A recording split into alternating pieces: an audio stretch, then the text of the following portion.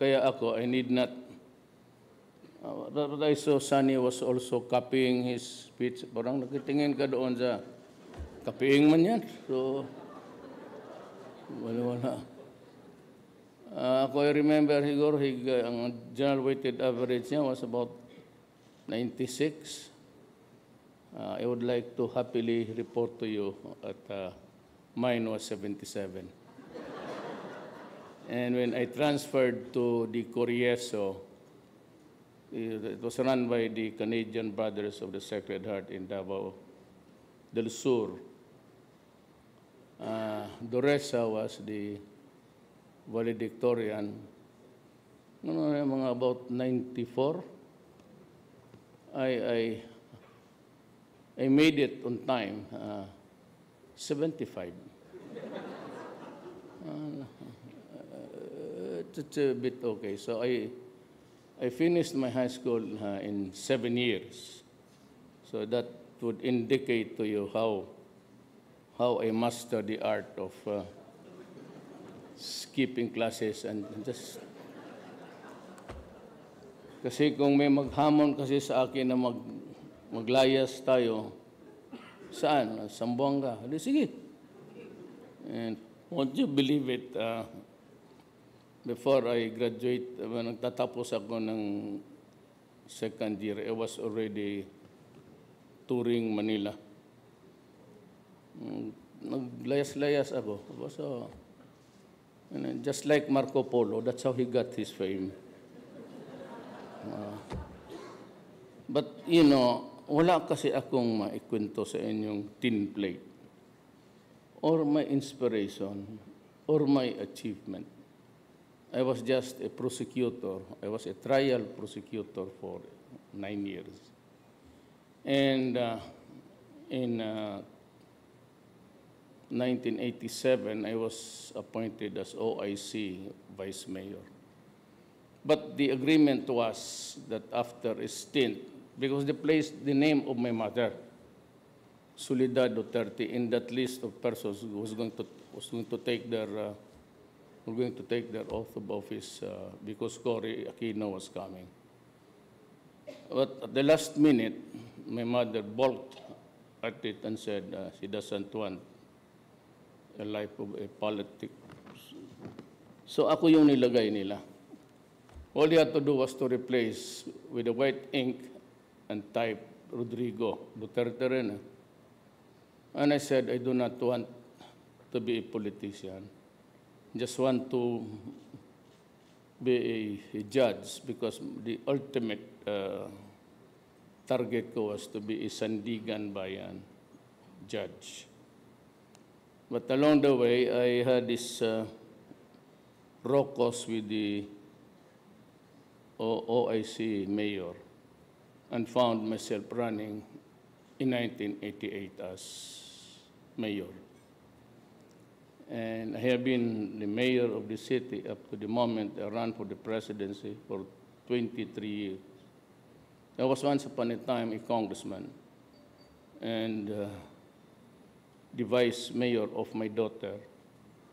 I don't know if you know her, but she's the one who mauled the sheriff in front of the public. So yun ang ano. But Davao then was at the crossroads of the events of our country. Katatapos lang ng martial law and, well, of course, the communists were very active. But since sometimes life is really strange, I come from a poor family, and we are just migrants. And when I was a prosecutor, actually, I was also at the same time handling the Nationalist Alliance for Justice, Freedom, and Democracy. And that is now what you would call the karapatan, the modern-day karapatan.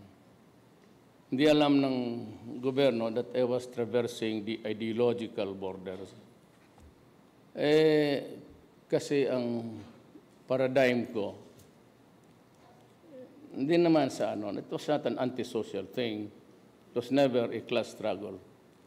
But being poor, I was just really of limited dimensions of what would be an ideal life. So I'm a bit more on the socialist side. I was never a member of the Communist Party of the Philippines. But I was already, I was one of those few who could go to the mountains, and my passion is hunting.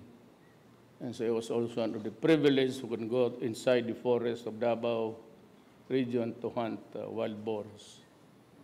And we were friends, and it did not take long before they also abandoned Davao. So we were able to progress. I just had to worry about criminals. The plain criminals, those who go on rampage, hold up, rape, and drugs. Alam ko na all that I could offer was my homegrown talent of persuading people just to go in peace. And so when Davao was seriously afflicted with drugs and crime, I was just new, but I had this warning to everybody. And with no apology, ganito yan, sabi ko na, go out of my city. Do not do drugs. Do not rape people. Do not kidnap people, because I will kill you. Do not destroy the youth of my city, because I will kill you. And that was the rule of the day. How many died, and for what reason, I really do not know. But when I became president, I already knew that there was a serious disorder sa society because of drugs.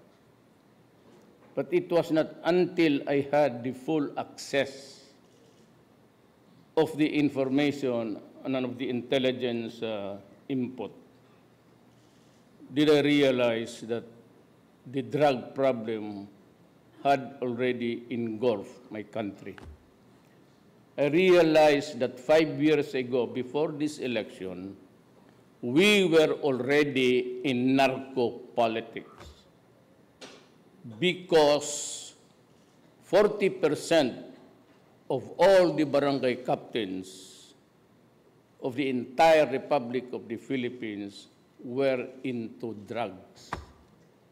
And a few mayors and a few governors and a few congressmen who gave not really into the business of buy and sell, but who gave protection sa mga drug lords. Kaya noon, you could see the drug lords in Mindanao, even in Luzon, they strut around with so many bodyguards, 5 army, 5 pulis. Kaya ang mga pulis would never touch them with a 10-foot pole. Kasi makukompromiso sila. May mga bodyguard, powerful, the ever elite in this country. At pag naipit mo, all they have to do is to call Malacanang.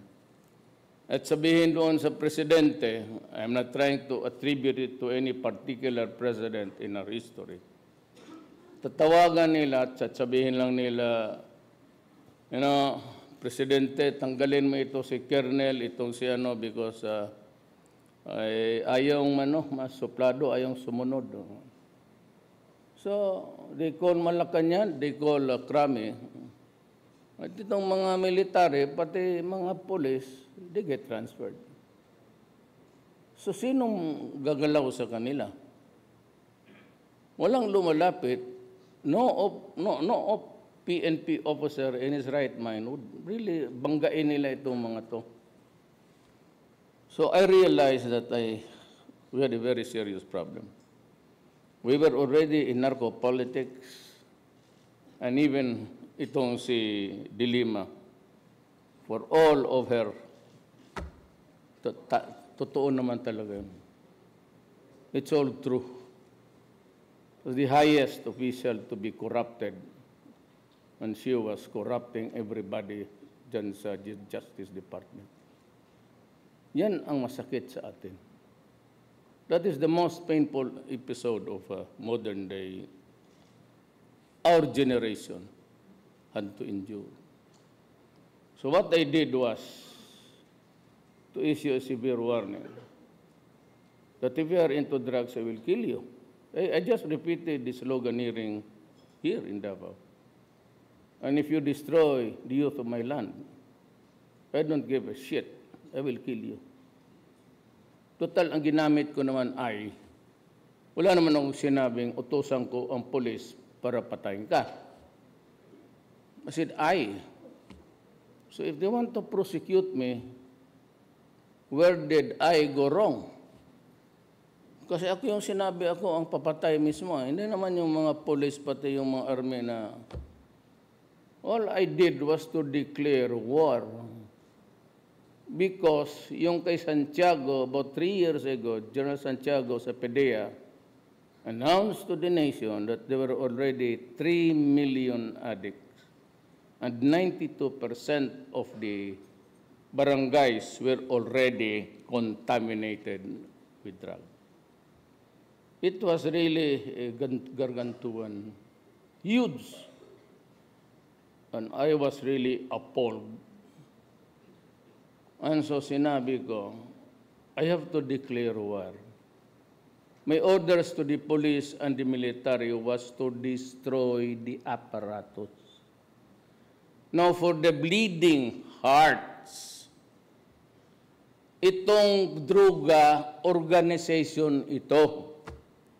And even if you have a shipload of drugs, kung hindi yan mababa at walang magpabili, it's not a dangerous thing. Just like guns, if stay in the warehouse, nobody's going to use it, hold it, perfectly all right. But once it is distributed and fall into the wrong hands, that is the time that our society will suffer. Yan ang problema dyan. Nasabihin itong mga to, di ko maintindihan, yung mahihirap. At yung namang drug lords ang mga mayaman. Ito yung mahirap ngayon. As a matter of fact, yung maote, it's 2 pulis na magkapatid yan sa Lanao. They learned the way of the drugs in Manila and went there and established their own laboratory. When they had the money, they ran for mayor and congressman.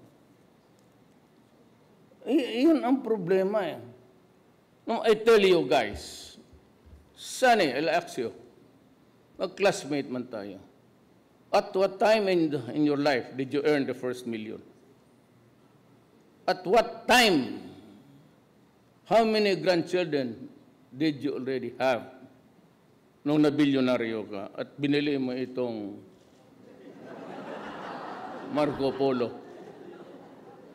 No, totoo. Pareho lang man tayo noon. But he actually, Sonny had more money in his pocket when we were students. All we could afford is a banana queue. Yung kanya, egg, ham and egg, pati tuna. Until now, he's still grappling with his money in his pocket. Kami, wala. Saan ka maghanap dyan, oh? Panyo. Ang perfume sa asawa ko pa.